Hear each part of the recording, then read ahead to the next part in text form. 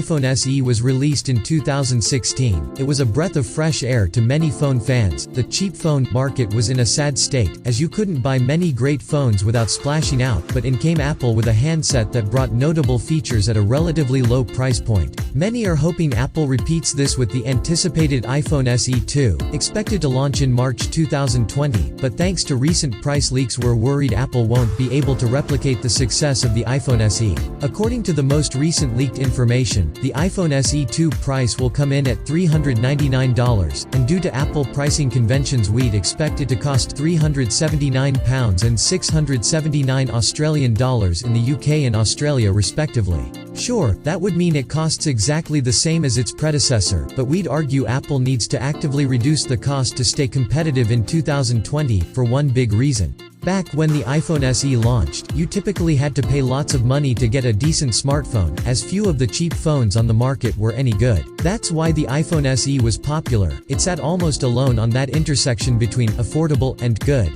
However, 4 years have passed since then, and the budget phone market is a radically different place. Now you can get great Moto G handsets, Redmi phones, and various light devices, each packed to the brim with great features and specs, and none of them costing you more than the iPhone SE's launch cost. So the Apple iPhone SE 2 will enter a different market than its predecessor, one that's packed full of impressive devices and affordable phones that could easily rival the iPhone SE 2. We're expecting the new Apple phone to be similar to the iPhone 8, a phone which arguably isn't as good as most handsets that cost $399 at about £379 or $679 Australian dollars. If Apple does launch its new iPhone at that price, it's going to be a moderately expensive phone with seemingly fewer features than rival handsets.